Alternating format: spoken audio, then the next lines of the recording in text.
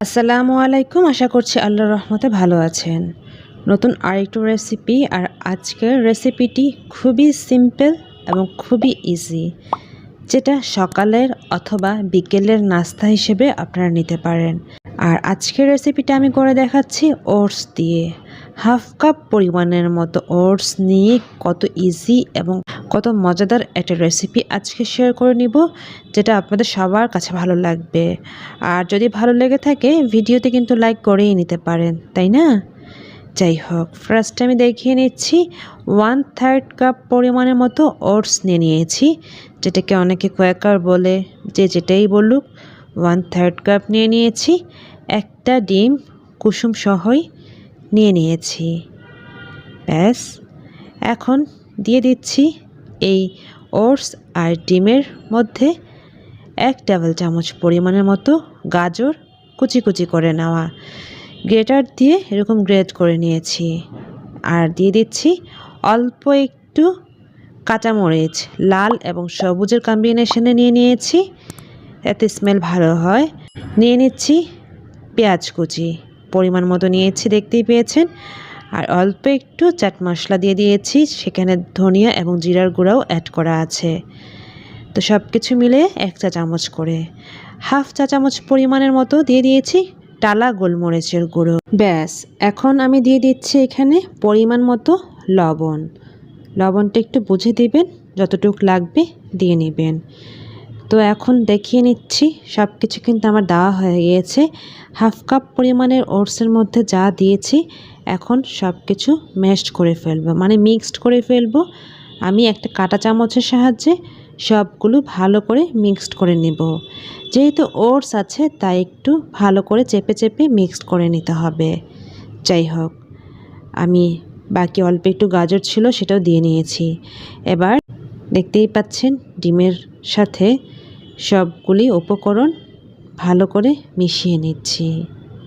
খুব মজা হয়, যদি একবার আপনারা বানিয়ে ট্রাই করুন, আপনাদের কাছে কিন্তু খুবই ভালো লাগবে। সকালে যারা আমরা ডায়েট করছি বা যারা ডায়েট করছেন, তারা কিন্তু এই রেসিপিটি ফলো করতে পারেন।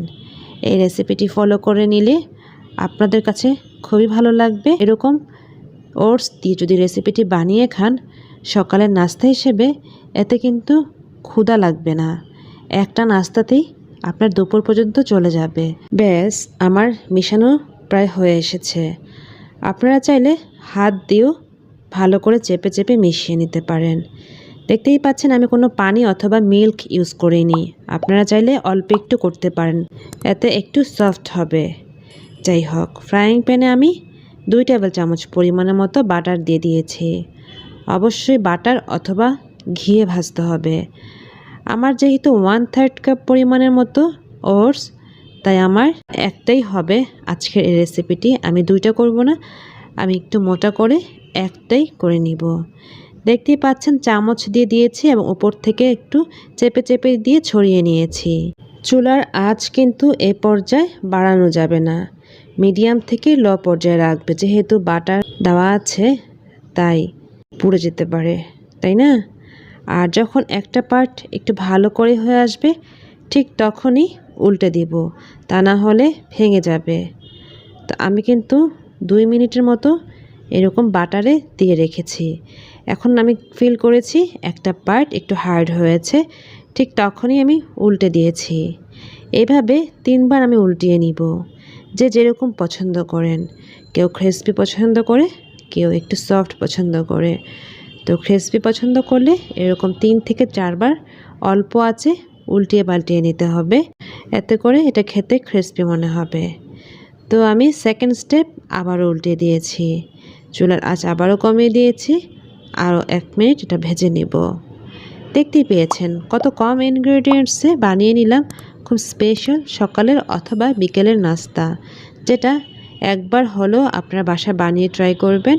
আশা করে নিচ্ছি আপনারা খুবই বেনিফিটেড হবেন। যাই হোক, এবার আমি লাস্ট বারের মতো উল্টিয়ে নিচ্ছি। আর একটা পার্ট দেখতেই পাচ্ছেন ব্রাউন হয়ে এসেছে, একটু ক্রিসপি হয়েছে, যেটা খেতেও ভালো লাগবে, দেখতেও ভালো লাগছে, তাই না? যাই হোক, ভাজা হয়ে গিয়েছে। আমি এখন একটা সার্ভিং প্লেটে নিয়ে নিয়েছি। একটু কেটে দেখাবো। সফট হয়েছে, দেখতেই পাচ্ছেন।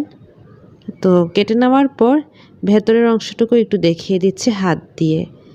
দেখতেই পেয়েছেন কত মজাদার, কত সিম্পল ওয়েতে বানিয়ে ফেললাম সকালের নাস্তা, যেটা ডায়েট করছেন যারা তাদের জন্য পারফেক্ট এটা রেসিপি হয়ে যাবে। এবার রেডি করে ফেললাম আজকের স্পেশাল ওটস অমলেট অর মামলেট বা ওটসের আইটেম, যেটাই বলুন। খেতে কিন্তু অসাধারণ হয়েছে। একবার বাসায় বানিয়ে কমেন্ট সেকশনে আমাকে মতামত দিবেন যে আপনাদের কার কাছে কেমন লেগেছে। একটু ভেঙেও দেখাচ্ছি, দেখুন কতটাই উপর দিয়ে ক্রিসপি আর ভেতরেরটুকু সফট হয়েছে। আর এই নাস্তাটা খেলে পেট একেবারেই ভরে যায়। যাই হোক, এটাই ছিল আজকে আমার আয়োজন। আর যদি ভিডিওটি ভালো লেগে থাকে পাশে থেকে সাপোর্ট করবেন, আমার চ্যানেলটিকে সাবস্ক্রাইব করে নেবেন আর বেল আইকন বাজিয়ে রাখতে পারেন। এতে করে নতুন নতুন রান্নার রেসিপি আপনারা অনায়াসে পেয়ে যাবেন। তো আজ এখানে বিদায় নিয়ে নিচ্ছি। আল্লাহ আপনাদের সবাইকে ভালো, সুস্থ এবং নিরাপদে রাখুক। আল্লাহ হাফিজ। আসসালামু আলাইকুম। Thank you so much for watching.